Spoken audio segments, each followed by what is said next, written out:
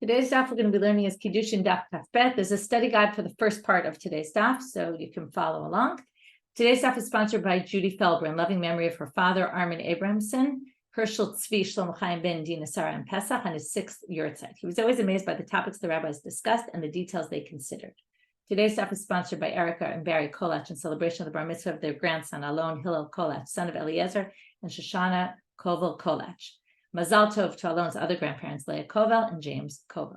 And today's learning is sponsored by the Hadran Zoom family for Refuah Shlema of Avi, Avram Shrag of Feidish Ben Hilda, the husband of our dear friend and co-learner Goldie Gilad, with tefillot and wishes for a full and speedy recovery for Avi B'toch Sha'ar Cholei Yisrael. Okay, we are going to get started now from about 15 or 16 lines of the bottom, from the bottom of Kaf Aleph Amud Bet. Today's daf is definitely a little smoother, a little simpler, although conceptually maybe a little more challenging in terms of the content of what we're going to learn. But that's our warning for this morning, but we will talk about that as well. So the first question they asked, well, now we're going into Kohanim. Where do Kohanim fit into our society? They have certain rules about that aren't for other people. They have different rules than all others. Particularly, one of the main differences is in the world of marriages. And they can't marry a divorcee. They can't marry a zonah, a prostitute. According to rabbinic law, they can't marry a convert, which is going to be important for today's daf. And therefore, we're going to ask some questions about other things. Are Kohanim treated differently in this as well? Because they're similar. They relate to some sort of sexual relations with someone. So we will see. First question is, if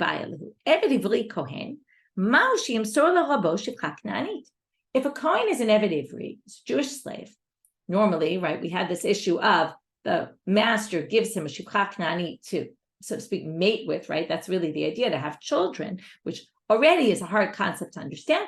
And I think what the Gemara is getting at here is, this is a hard concept in general to understand. And all the more so for Kohanim. In other words, it's almost like they want to limit it because they're not happy with it in the first place. And, let's at least say maybe not for Kohanim.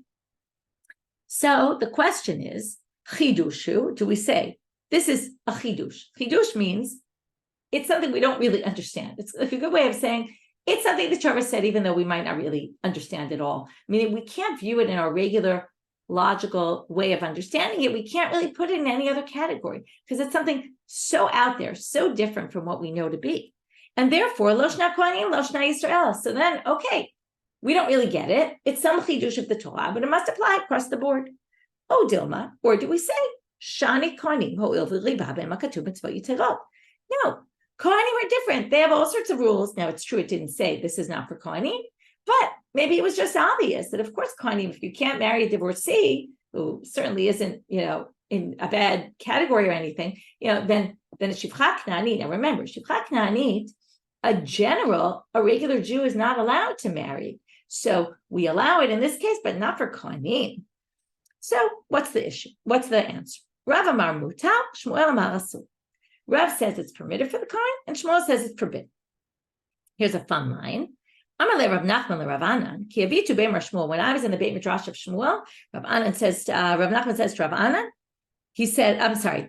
Rav Nachman says to Rav Anan, when you were in the Beit Midrash of Shmuel, and you heard Shmuel say this, Bi'iskarmude italalitu, were you playing with tokens, or were you playing with something? There's a debate about what exactly this word is, but basically, what, were you not paying attention to what he was saying? Were you not thinking? When he said it's forbidden for a kohen, you had a great question to pull out of your sleeve. What were you doing? Daydreaming? So, my time alone, why didn't you say from here? We have an answer. The Chachamim, now you see why they got to here. Because the rabbi said, we just quoted this, it was the very right where we ended yesterday. Ein eved ivri kohen nirtza mipnei shenaseh ba'amu. A Jewish slave does not get a Jewish slave who's a kohen can't get his ear pierced. He can't decide to stay beyond the 6 years. Why? Because it turns him into a blemished kohen, which you're not allowed to do, which we just ended with yesterday. Why not? And if you say the master can't give him a Canaanite slave, well, this we're going to learn later, that the Torah says, and we saw this pasuk already, but if somebody says after the 6 years, I want to stay, they have to say it like it says it in the Torah. They have to say, I want to stay because I love my wife and my sons, that I created a family here and I like my master and I want to be here. Now, if the kohen, like Shmuel says, is not allowed to have a shifcha Canaanite, this Canaanite slave, then, woman to live with while he's there, then it should have said, not that a kohen can't be a nirtza because he can't pierce his ear because it'll turn him into a blemished kohen. It's a bigger issue, which is he can't even say the basic line that you have to say, which is I love my wife, I love my sons. He doesn't have a wife and sons, and therefore he can't be an Eved Nirtza. And the fact that they didn't say that that's the reason must show that he can have a shifcha Canaanite and can have sons. Now, we still can't be an Eved Nirtza, but that's for a separate reason, because he's blemished. Tulo midi, and there's nothing more to say about this topic, meaning this is really a knockout to Shmuel's opinion. So in the end, the conclusion is that yes, an Eved Knani, a kohen Eved Knani, does get a shifcha Canaanite. Ibailu, next question. And now we're coming out of left field, but maybe not so. Kohen ma'u yefat toar. Yefat toar, this was in last week's parsha, Kitetse, had a week plus. When you go out to war, what happens? If you find a beautiful woman and you want to be with her, right, which happens a lot in war. Now, there's two possible reasons why this could happen. Either because this is something that unfortunately happens in war in general, that the soldiers might rape women while they're out in war, or another possibility, and this I saw some references to it when I was reading up on things. Some people view it as that it was, and this goes back to the Zimri Cosby story in Bamidbar with Pinchas, when Pinchas then kills, that they sent, after Bilam didn't succeed, they sent prostitutes to trip up the Jews, right? So that we can get to them this way, right? We can make them sin. And there was this concern that the women would dress themselves up in beautiful clothing. It even says that she has to take off her beautiful clothing. Why is she wearing beautiful clothing if she was taken captive? Because maybe they particularly dress themselves up in order to seduce the men, which if you view it that way, it's at least makes it a little less, in terms of why are our men that they can't, handle this yetzer hara to do this kind of thing. Well, maybe at least there's someone working on the other side to actively seduce them into this. It's two ways of viewing the whole eshet yefat toar. Anyway, there's a lot to be said about eshet yefat toar, and it's quite a problematic section. The only thing I can say, and this I think really explains why this is here, because today all we're going to talk about, and again, you can listen to Rabbanit Yitzchak Kleimer's Shiur on second thought that went up a few days ago about avdut, slavery. But in general, right, about this concept of slaves, Judaism doesn't really believe in slavery so much. Like on the one hand, it was something that was going on then, and the Torah came along and said, well, if you're going to do this, this is the way to do it.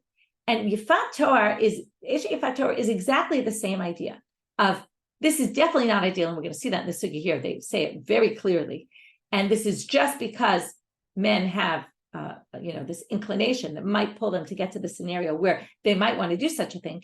And if that happens, the Torah says, well, this is how you have to do it. And then it goes through, she has to grow her nails, she has to grow her hair, she has to do this, she has to cry for her parents for 30 days. She has to go through a whole process before you can be with her, although there's a bit of a debate about when he has relations with her, and we'll talk about that as we learn the sugya. But there's and she sort of undergoes a type of conversion.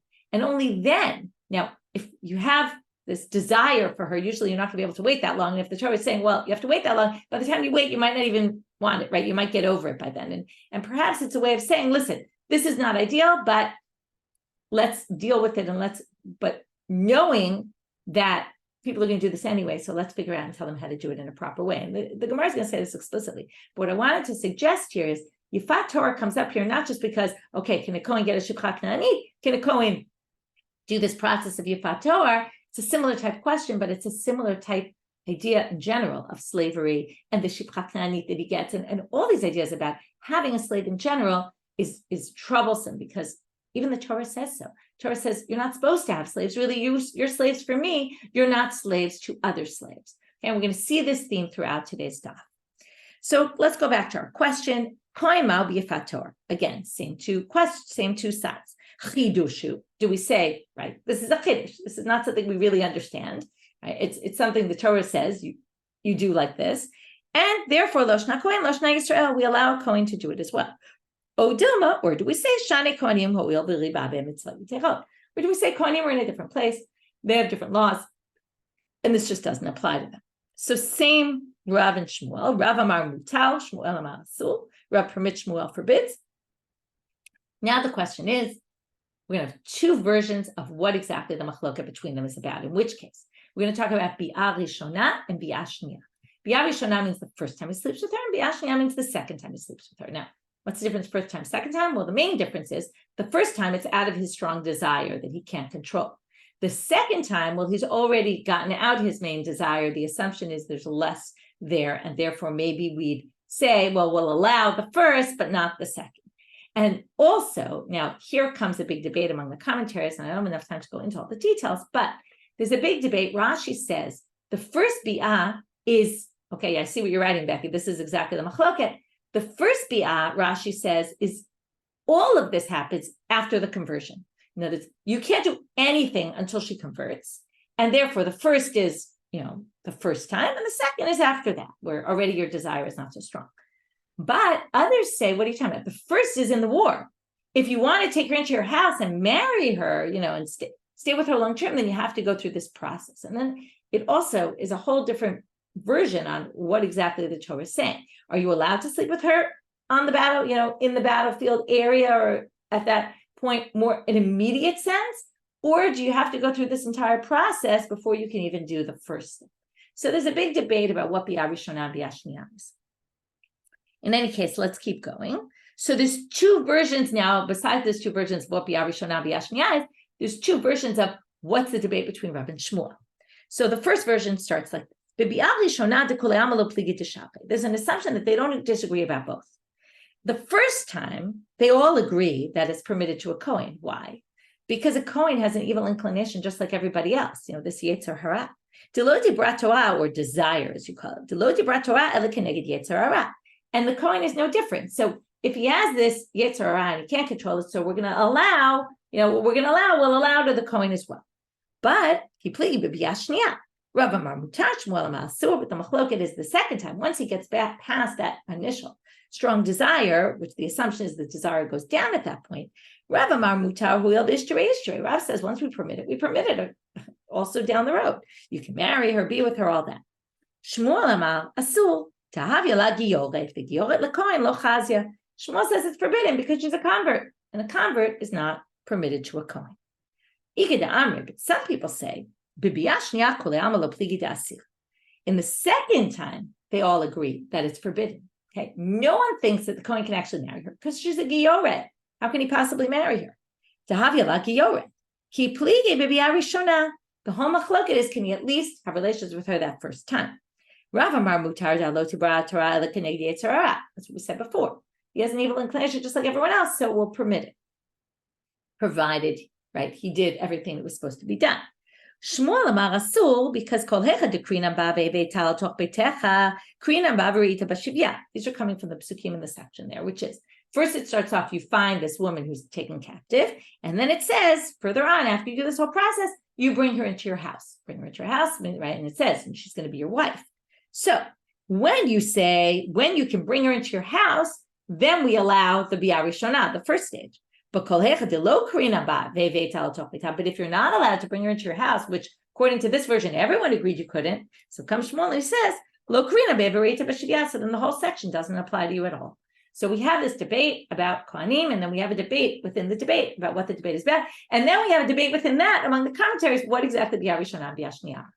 There's a whole question asked, which is if the whole thing, according to Rashi, is only allowed after she converts, so she's a convert at that point. Like, what's the chiddush here? It's obvious.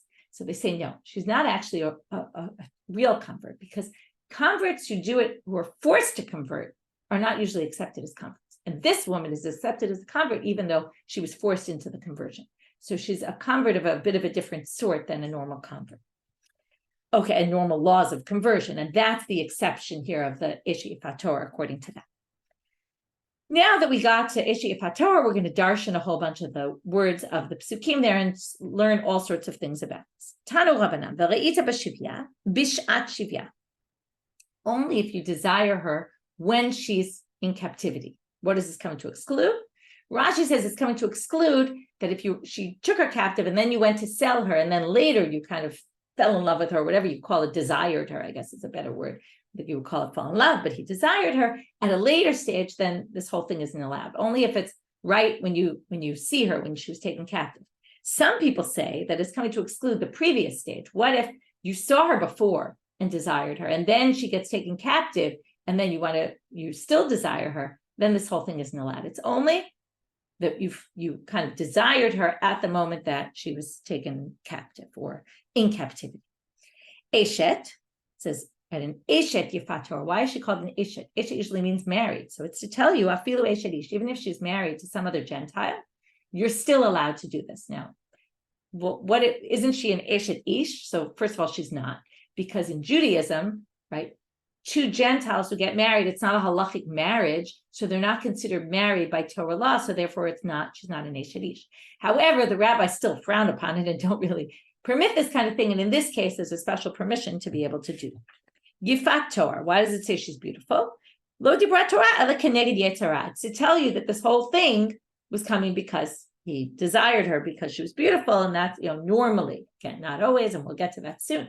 The desire comes because there's a beautiful woman there, and they want to show that this is all because of his strong desire that he can't control. And therefore, they say, and here comes the line that explains what I was saying before, the Torah's perspective is like this. Mutav she'yochlu Yisrael basar tmutot shchutot, va'al yochlu basar tmutot nevelot. Better to eat if there's a sick animal and like not a good meat, but better to eat it slaughtered than to eat it and like let it just die on its own and eat it like that.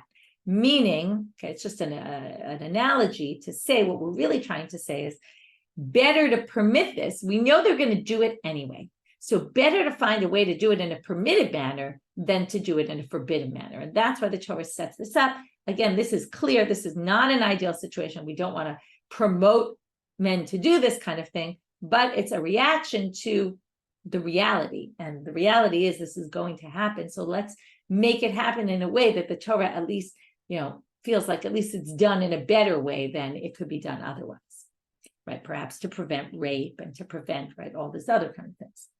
V'chashakta. Okay, then it says, and he desires her. So now it already said she was yefat toar. So what is v'chashakta adding?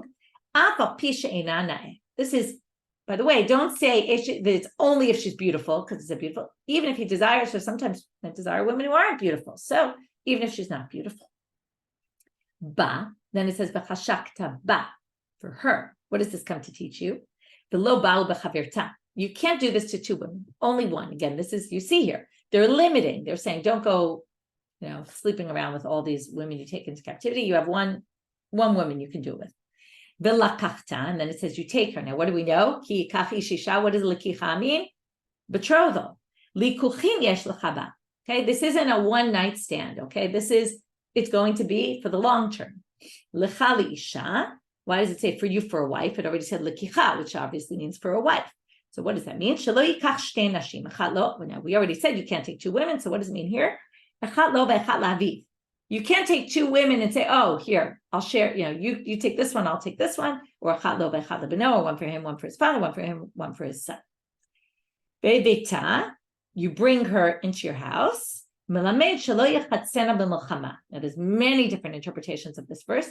Yechatzena is a weird word. Yechatzena, like to pressure her. So some people say this means he can't rape her in war. This is explicitly, right? You have to bring her into your house. It can't be rape. It has to be consensual. Okay, that's one way of reading it. Some people focus on the word b'milchama, as we said before. In war, right, you can't do it in war. This is Rashi, but you have to do it only in your house. Even the B'yah Rishonah can't happen on the battlefield. Some people say, no, the first one can happen on the battlefield, but the second one can't happen on the battlefield. Maybe that's what it means, lo yechatzena.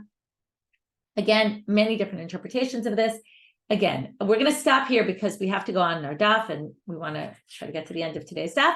This is, as we all know, this is one of the complicated sections of the Torah. In fact, I was trying to talk to my husband about it last night. He said, if you brought this up last week when it was Parshat Shavuot, I'd be willing to talk to you about it. But we're done with the Parsha. We have a whole year till we have to get to this topic again. So don't bother me about it, right? So it's a complicated topic. It's hard. It's hard to discuss. It's hard to understand this.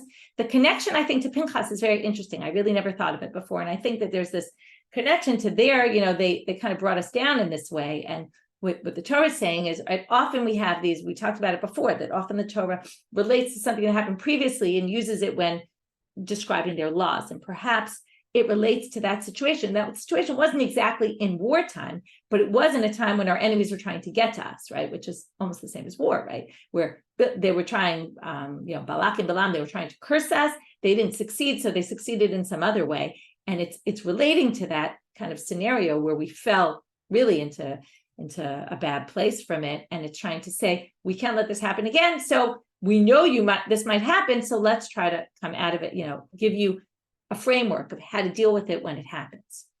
That's the best way I can understand it. And you could say maybe it's apologetics, but I don't think so. I think it really is coming as a reaction to this is going to happen anyway. And we know it happens in war. And, we would like to believe Jewish soldiers would be beyond this, but unfortunately, it's not always the case. And therefore, the Torah says, well, this is how it has to be done.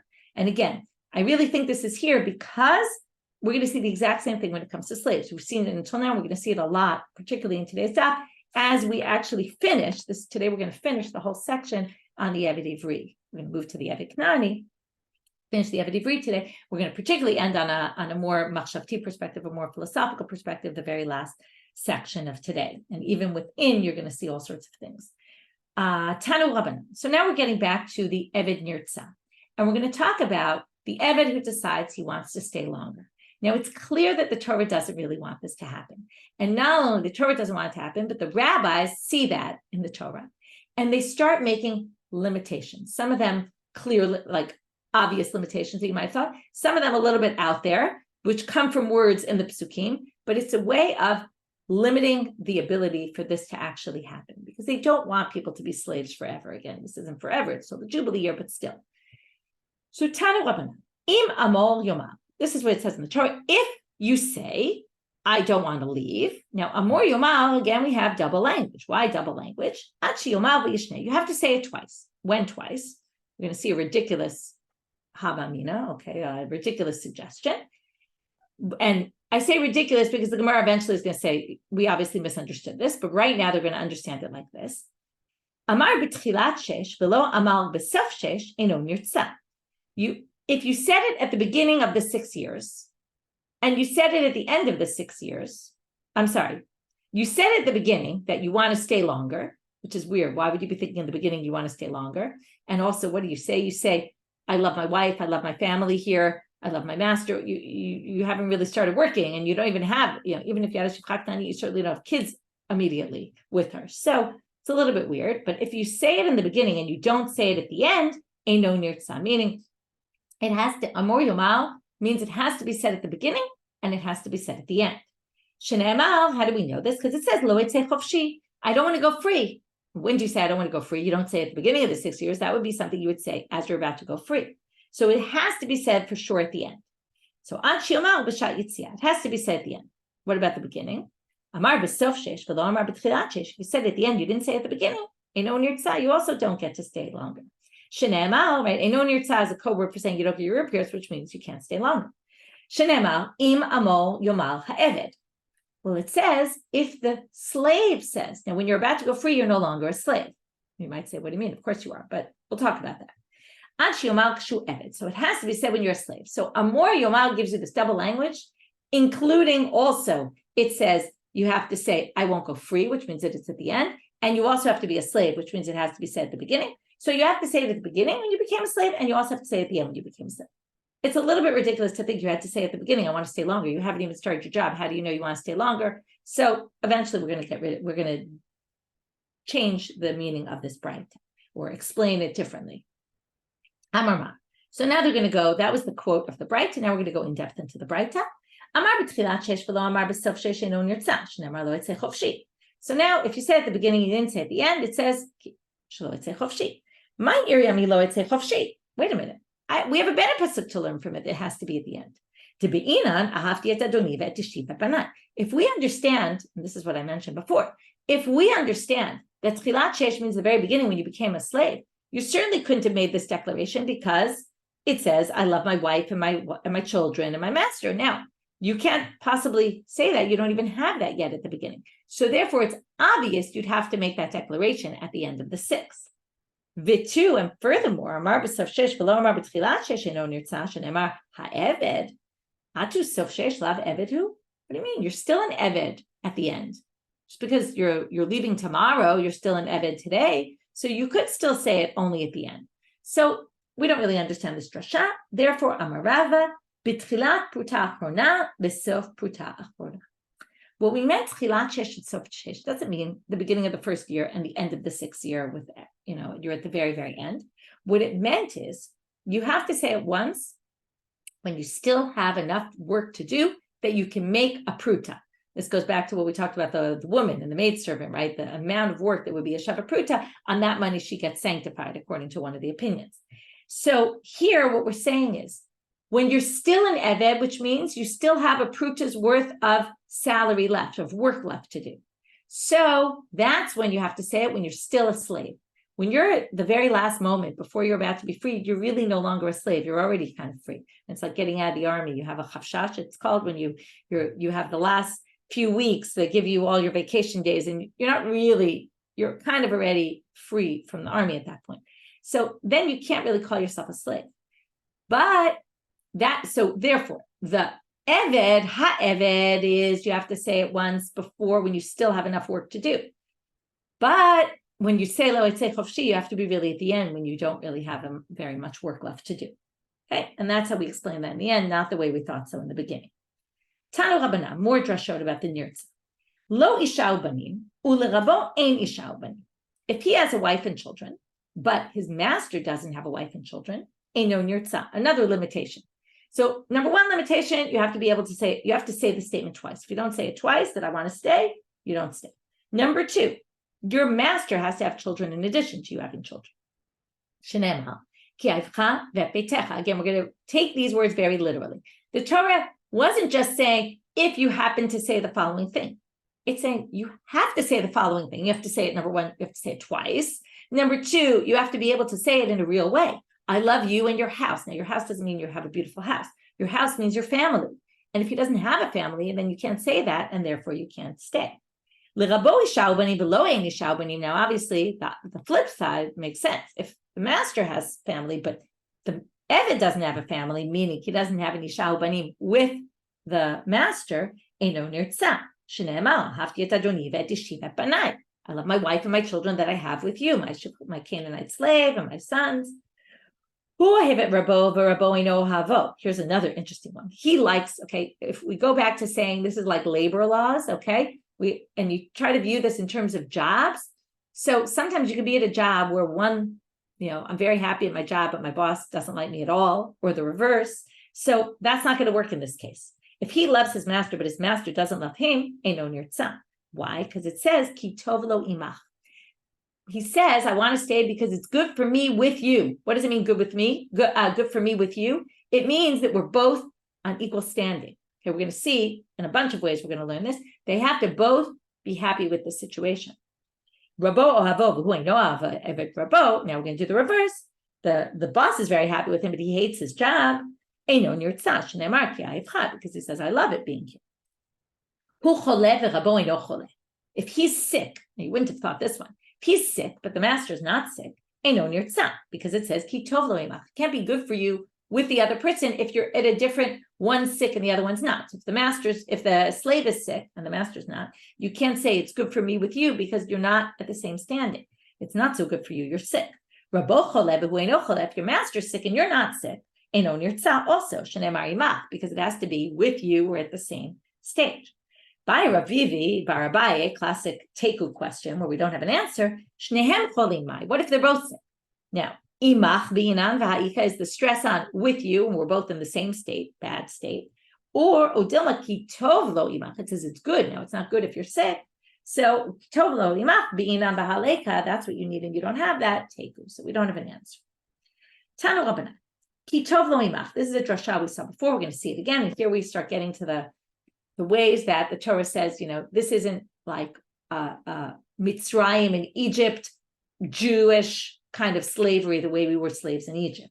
But this is different. Ki tov lo imach b'machal, imach b'mishken.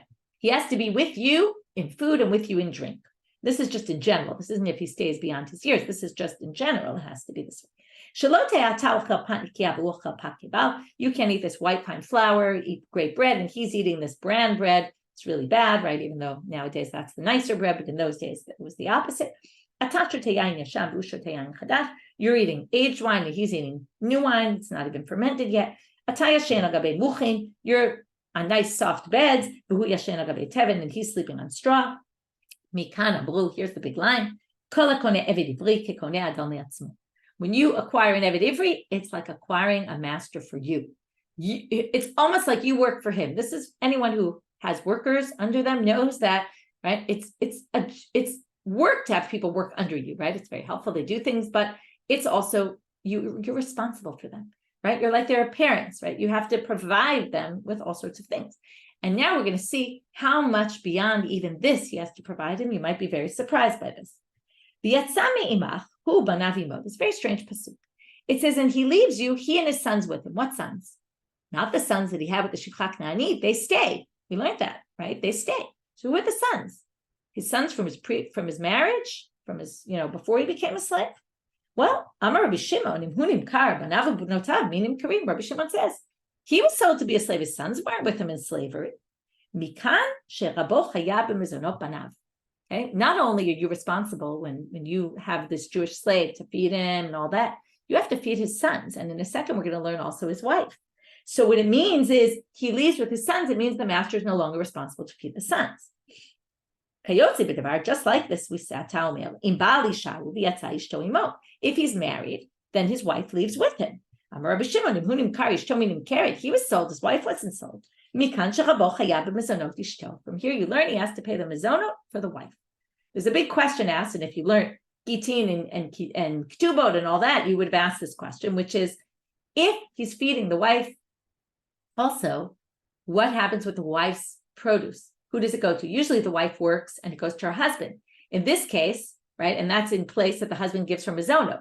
In this case, the wife's getting mizonot, her food, from the master, because again, this is an Eved Ivri, he doesn't have money. He gets sold into slavery, and the owner now has to pay his wife and his kids' food and all that. So what happens with the wife's, what she makes? Where does it go? So there's actually machloket among the commentaries, whether it goes to the husband, like always, or it goes to the master because the master is feeding the husband.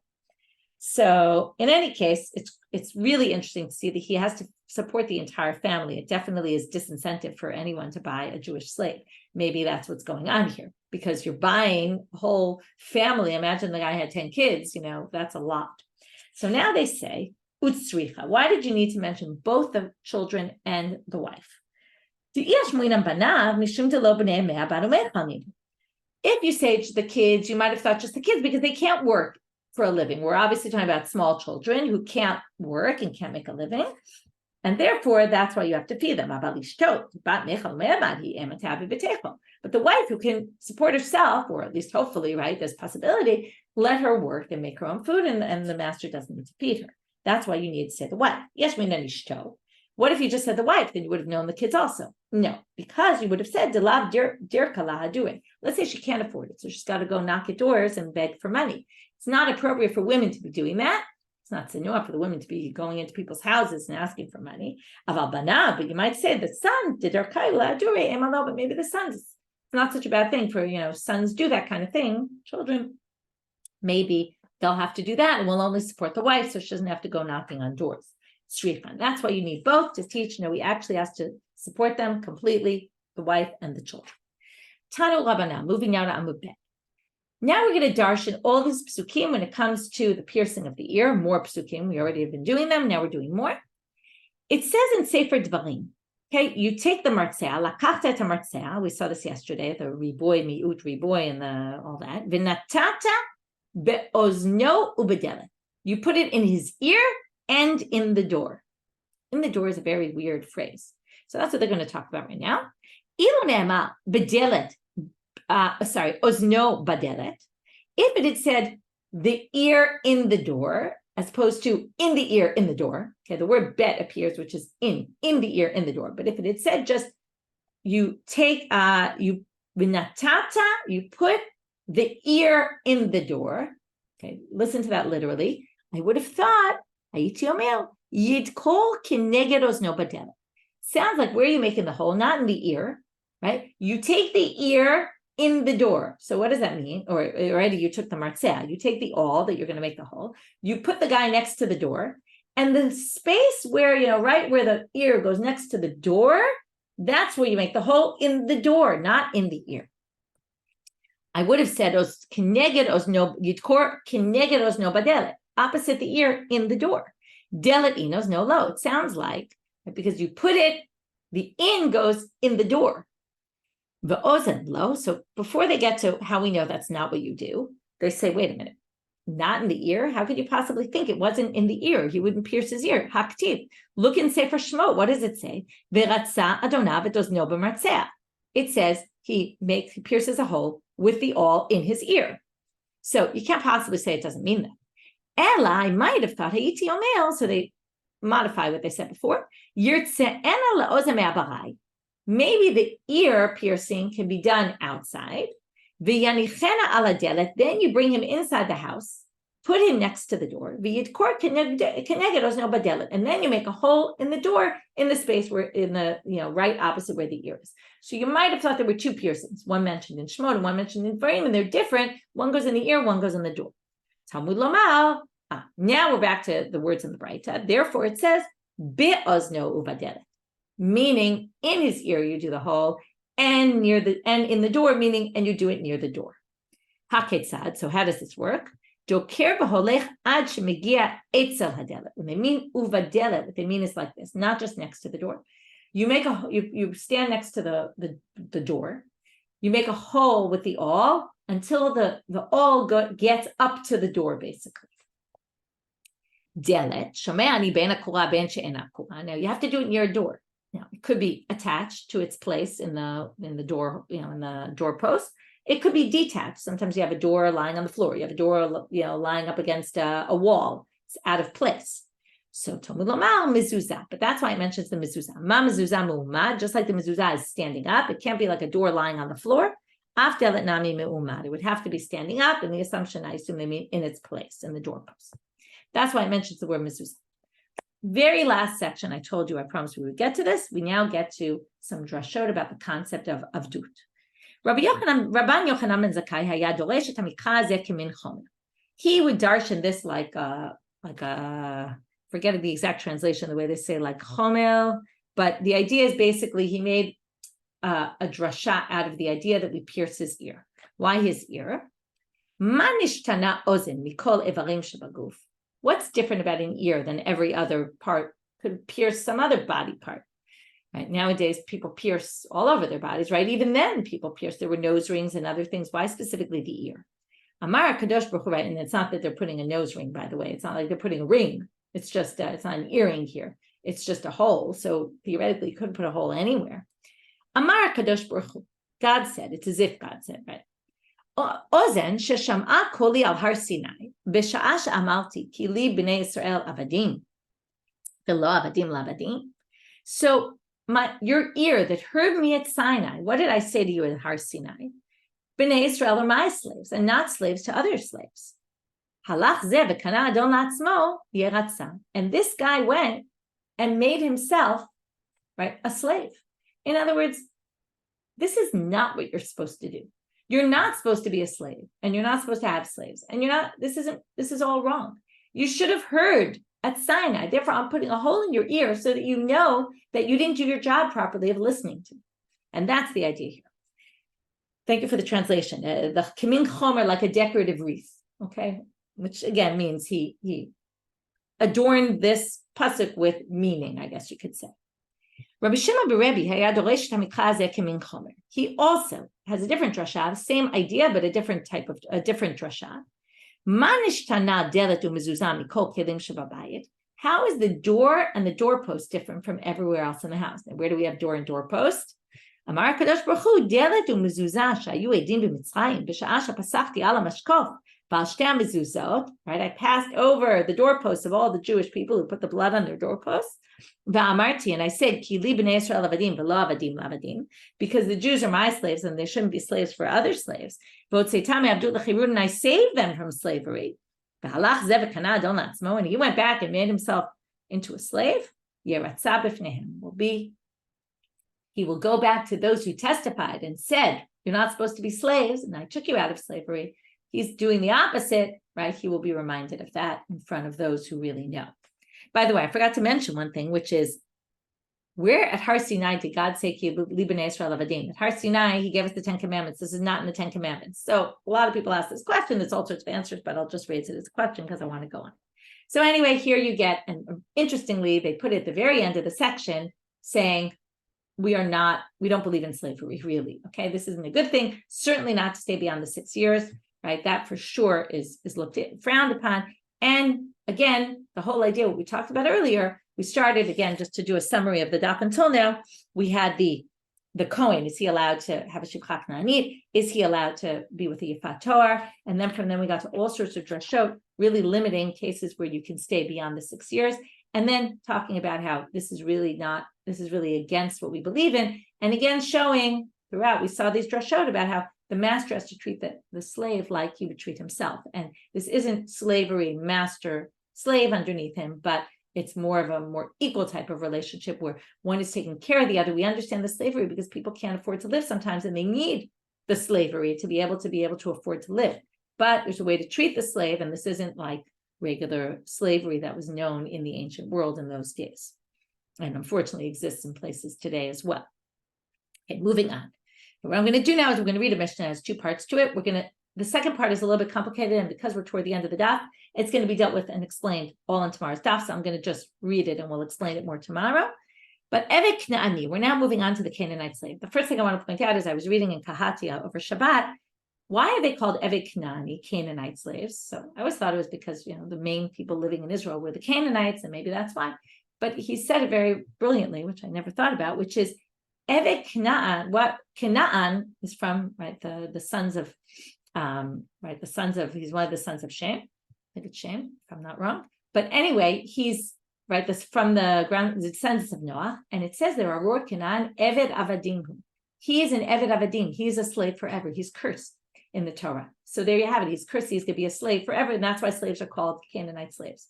Thought that was brilliant, and never thought about it. Okay. Evet Knaani nikne b'kesef b'shtar u'b'chazaka. It's acquired in 3 ways: money, a document, or chazaka. What does chazaka mean? He starts working. He starts working for me, and we see him working for me. That already is a way he's acquired. V'koneh et atzmo b'kesef al yidei acherim u'b'shtar yidei atzmo. The kesef is other people give the money, and shtar, by him, he gets the shtar himself. That's what Rabbi Meir says. To Rabbi Meir, Chachamim omrim the opposite.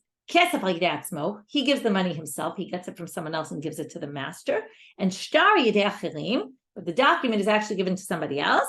As long as the money was someone else's that they gave to the slave, then the slave gives it to pay his way out.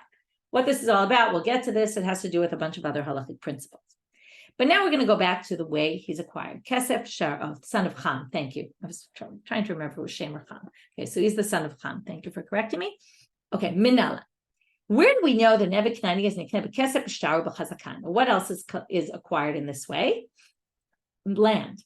And what does it say about a Gentile slave? You're going to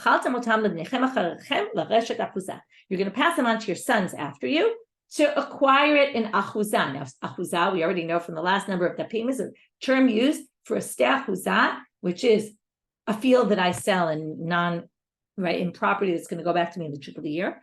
So because it talks about slaves and it mentions achuzah, we're going to say they're the same. So they're going to be acquired in the same way as land. But they say, if you're going to compare it, then then it should go back in the Jubilee year, just like steh. And they don't. It says no. In the pasuk it says you're going to pass them on to your children. Forever they will work for you. So that sounds like forever, even though forever in the Eved Ivri. We said it was just till the Jubilee year, but this is a different forever because it talks about passing it on to your children down the road. Next, Tana. Now we're going to see the same thing we had when we were in the beginning of Masechet Kiddushin with the woman. She's nicknamed in those three ways. And then we said that someone else said even chalipin. So here also even chalipin, which is the handkerchief, kind of the symbolic way of acquiring. So why doesn't it mention in our Mishna? Tana didan, same thing we asked there.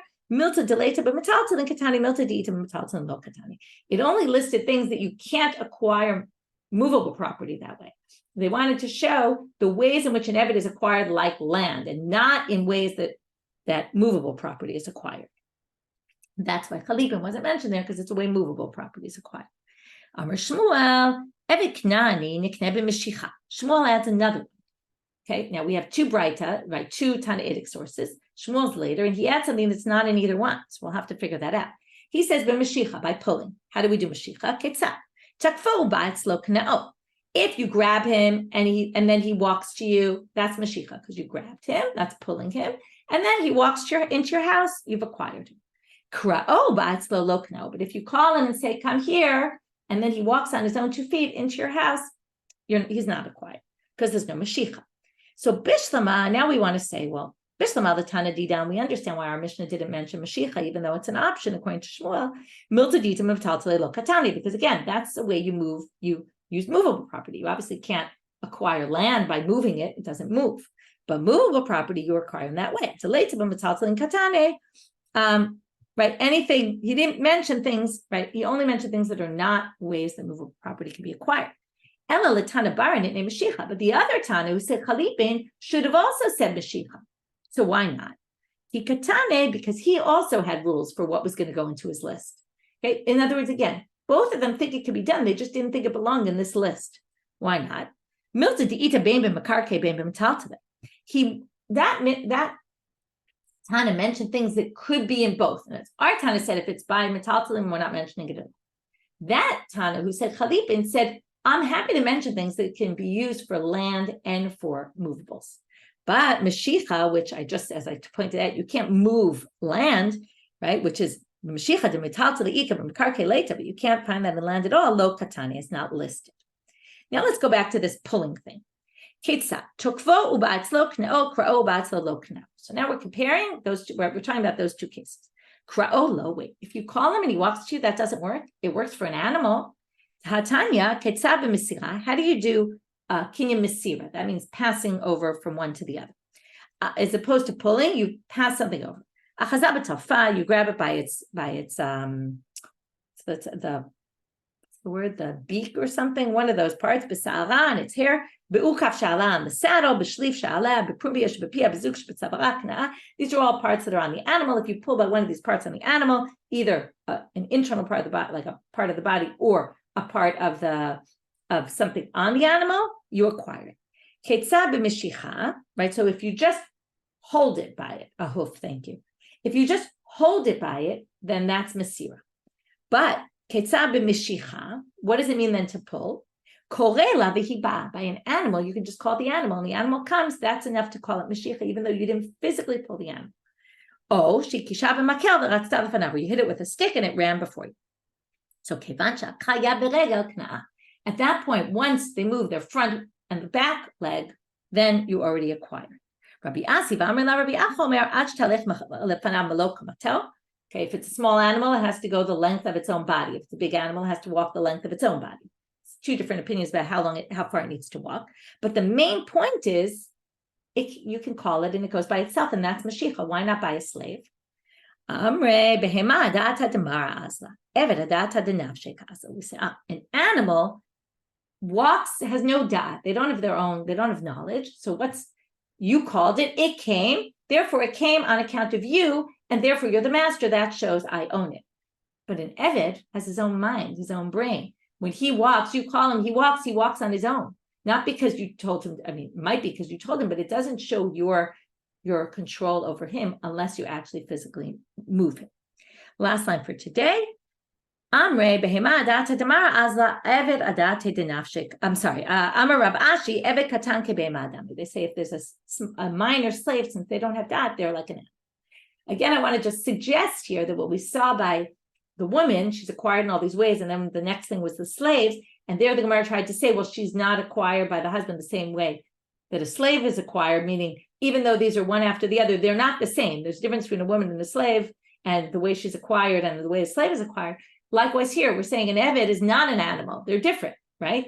They're different in their nature is totally different. And therefore, again, we might be going list from one to the other, but it doesn't mean they're the same. Okay, ending here, and we'll continue with how we acquire slaves in tomorrow's stuff. Wishing everybody a great day.